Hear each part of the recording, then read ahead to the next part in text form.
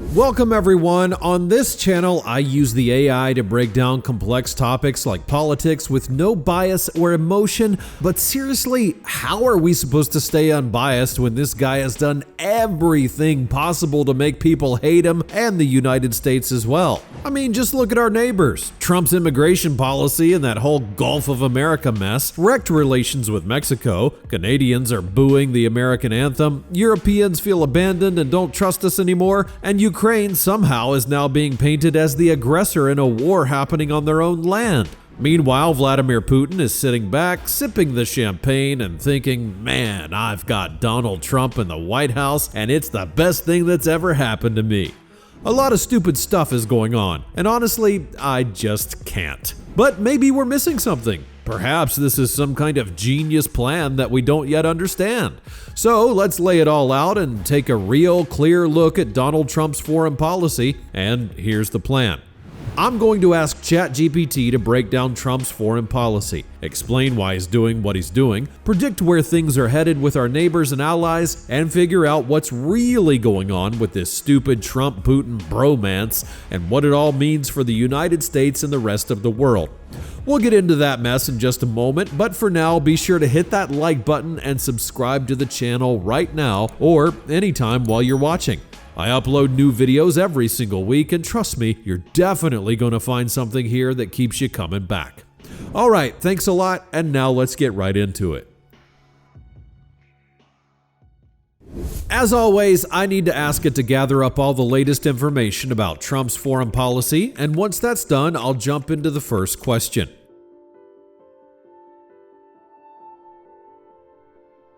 Great, now it's ready to go. So I'm telling it to be clear, straightforward, and most importantly, unbiased. Call a spade, no sugarcoating, and so on. So let's start with the closest neighbors. What does ChatGPT think about Donald Trump's approach to Canada and Mexico? And here's the answer. Trump's approach to Canada and Mexico is reckless, short-sighted, and counterproductive. Instead of strengthening relationships with America's closest neighbors, he's creating unnecessary tensions that push them further away. These aren't just trade partners, they're key allies, deeply connected to the U.S. economy and security. Treating them like adversaries instead of partners doesn't make America stronger. It weakens its influence and leaves room for others to step in. The worst part is that none of this benefits the US. If anything, it puts the country in a weaker position. Canada and Mexico aren't just selling goods to the US, they're part of an economic structure that helps keep prices lower and supply chains running smoothly. If they start looking elsewhere, it's not just their economies that take a hit. American businesses, farmers, and consumers feel the consequences too. And that's exactly what's happening. Canada is strengthening ties with Europe, Mexico is looking more toward China, and both are reconsidering how much they should rely on the US. That's not a win for America, that's handing over influence to competitors. Beyond trade, the way Trump talks about these countries makes cooperation harder. He throws out ideas like annexing Canada or demanding Mexico hand over energy resources, as if these are just things he can take. That's not how diplomacy works, and it only makes him look disconnected from reality. Canada isn't some weak little country waiting to be absorbed, and Mexico isn't just a resource hub for the US. They have their own priorities, and the more pressure they feel, the more they'll push back. In Canada, this approach has already backfired politically. The Liberal Party, which was struggling before, is now gaining support because Canadians don't take well to being pushed around. And he's not even getting what he wants. He announced tariffs but had to pause them under pressure. He expected Canada and Mexico to cave, but instead they're looking for ways to reduce their dependence on the US. In Mexico, where he thinks he can strong-arm the government into doing whatever he wants, resistance is growing. His push for more control over energy resources and the controversy around renaming the Gulf of Mexico have only added to the tensions. Instead of making progress, he's just creating more problems. This is exactly the kind of approach that weakens long-term relationships. Real power isn't about forcing people into deals. It's about making them want to work with you. Right now, Trump is making Canada and Mexico want to work with literally anyone but him. That's not strength, that's a mistake the US didn't need to make. Alright, well that was a pretty clear and detailed analysis, and I think we can agree with most of it. Now let's move on to the next question. The US relationship with Europe. That JD Vance's speech shocked Europeans, and what ChatGPT thinks of all of it. And here's the answer. US-Europe relations under Trump are strained, uncertain, and deteriorating in ways that could reshape global alliances for years to come. The trust that held the transatlantic partnership together for decades is eroding, and Trump's approach isn't just careless, it's actively pushing Europe towards greater independence from the US. JD Vance's speech in Munich was a perfect example of how the administration is undermining this relationship rather than strengthening it. Instead of reaffirming commitments to NATO or collective security, he lectured European leaders about their internal issues, claiming immigration was a bigger threat than Russia or China. That's not just an insult, it's a complete misreading of reality. Europe doesn't need the US to tell them about their domestic politics. What they do expect from Washington is leadership on global security, and they didn't get that. The bigger issue is that Trump sees all relationships as purely transactional. There's no long-term strategy, no effort to maintain alliances beyond immediate self-interest. That's why Europe is now seriously considering reducing its reliance on the US, from defense to trade to diplomacy. The irony is that Trump is doing exactly what China and Russia want, pushing Europe toward greater autonomy and away from Washington's influence. This isn't a smart way to handle America's closest allies. If anything, it's a reckless approach that weakens US power in the long run. Europe won't sit around waiting for the US to decide whether it wants to be a reliable partner. If Trump keeps this up, he might wake up to find that Europe has already moved on. Alright, well, I deliberately asked it not to mention Ukraine, so we can talk about that now. Let's ask about that rare earth minerals deal that Trump's administration pushed Zelensky to sign. At the point of this video, the US has given Ukraine a second proposal after they rejected the first one, and this one is even more tough. Trump is demanding full control over Ukraine's key resources and around $500 billion or something. So let's see what ChatGPT has to say about it all and whether Ukraine will end up being pressured into signing it.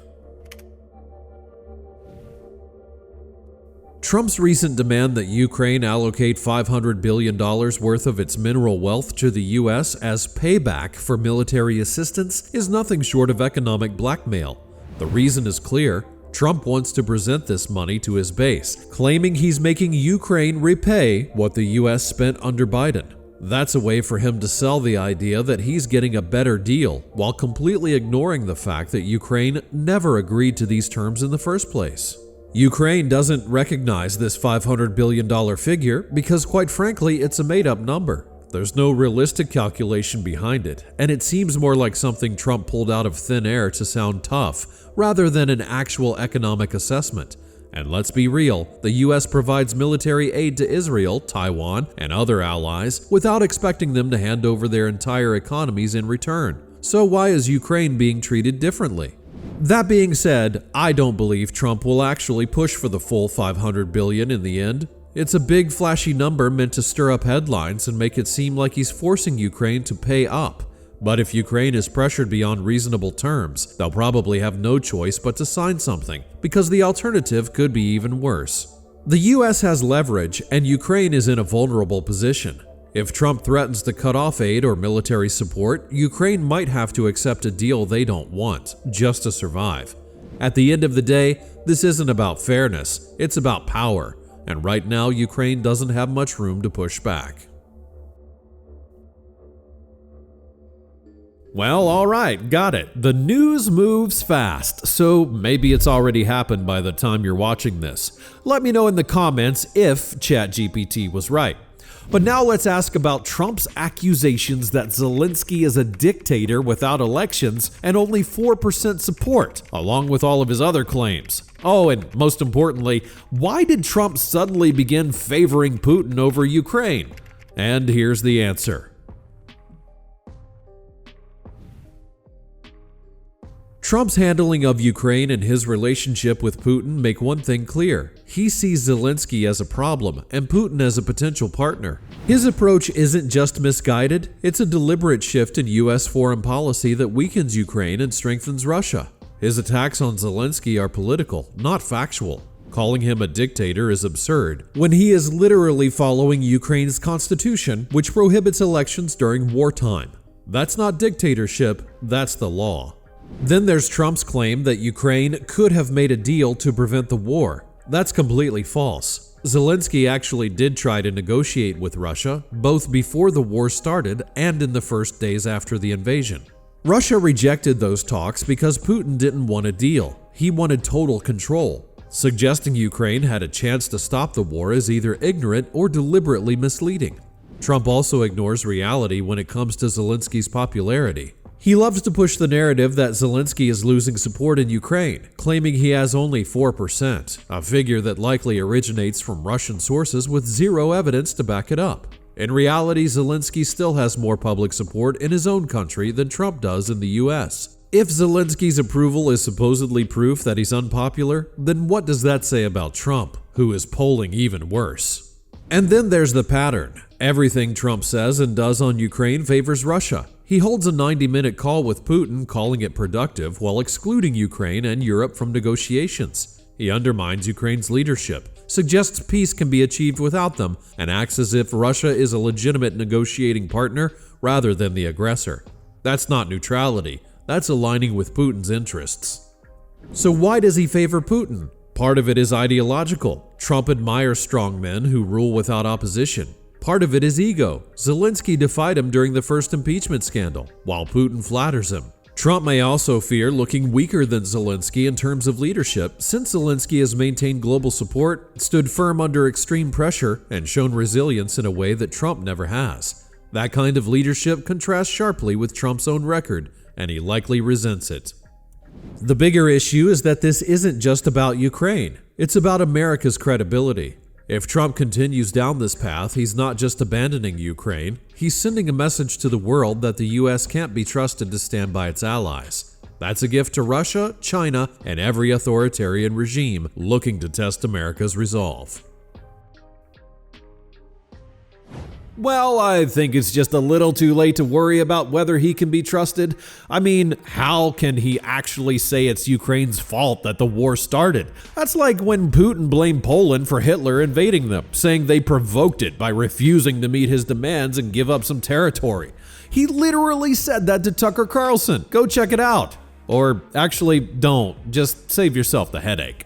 All right, now I want to ask about the worst case scenario. What happens if Donald Trump gives Russia everything they want? Could it lead to a bigger war with NATO or not?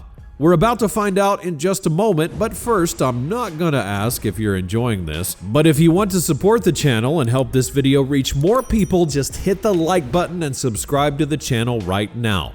It'll help me out a whole bunch and allow me to keep on making brand new videos each and every week. Thanks so much, and now let's move on to the next part. So, what would happen if Trump gave Putin everything he wants, and would that lead to a bigger war?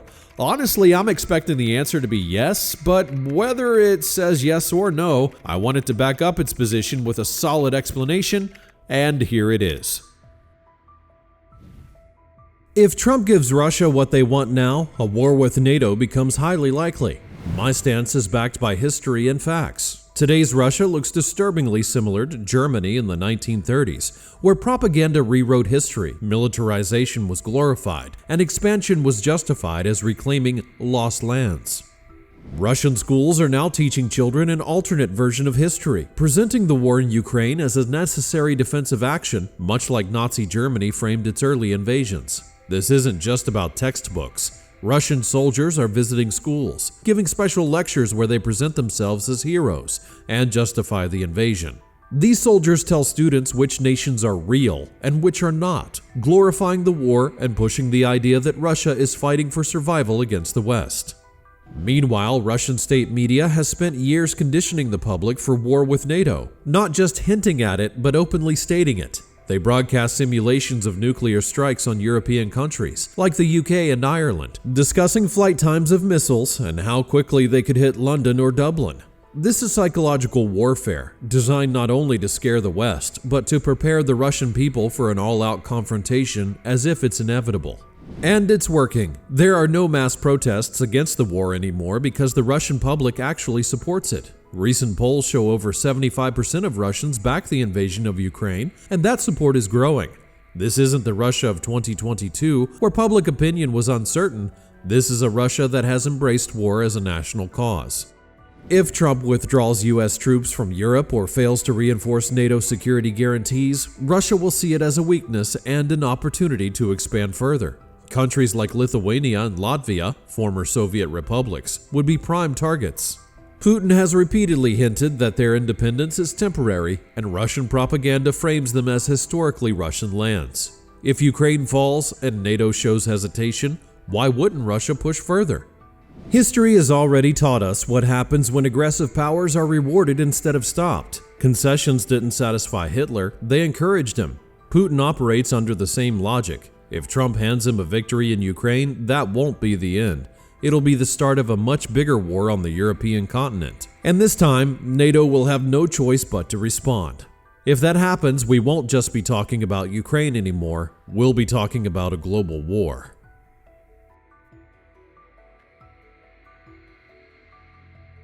Wow, that all sounds pretty scary, but let me ask just one last question. What's the clear, foolproof plan to stop Russia and make sure the war never happens? Would keeping Ukraine out of NATO actually help? The idea that keeping Ukraine out of NATO would prevent war is a myth created by Russia's own propaganda. The reality is, Russia has changed its justification for this war multiple times to fit whatever narrative works best. For instance, Finland joined NATO in 2023, adding 830 miles of direct border with Russia, and suddenly Putin had no choice but to accept it, saying it was fine. If NATO were really the issue, Finland's membership should have triggered a war, but it didn't, because Russia only fights when it thinks it can win. Keeping Ukraine out of NATO won't prevent anything. The only way to stop Russia and make sure they never start another war is to make them lose decisively. They don't stop because of negotiations. They stop when they feel real consequences. The West has to hit Russia with maximum economic pressure before they back down. Don't wait for more aggression. Crush their war economy now. Block all high-tech exports, sanction every bank that funds the war, and shut down energy exports through China and Turkey. Make them feel the full impact immediately. Then, if they retreat, talk about lifting restrictions. If Russia wants to erase Ukraine from the map, they should understand the cost. Invite Ukraine into NATO immediately. If Russia actually wants peace, freeze the process and see if they back off. But let them be the ones worrying about reversing the decision. European forces should also be in Ukraine now, not just trainers, but combat-ready troops near key regions. Make Russia think twice before escalating further. If they back off, then discuss pulling them out, but make Russia react to the West's actions, not the other way around. Russia doesn't respond to diplomacy, it responds to war. The more they lose, the more they negotiate. The West needs to stop hesitating and make Russia fear losing even more. That's the only way they stop. Well, that's how ChatGPT sees the way to stop Russia, but tell me in the comments below what you think. Do you agree with this, or perhaps you have another solution? And as always, don't forget to subscribe, leave a like, check the description to become a member and support the channel directly, and click right here to watch another video where ChatGPT rates Donald Trump's first month in office, and even predicts what happens next. Thanks for watching, click on this video, and I'll be waiting for you there.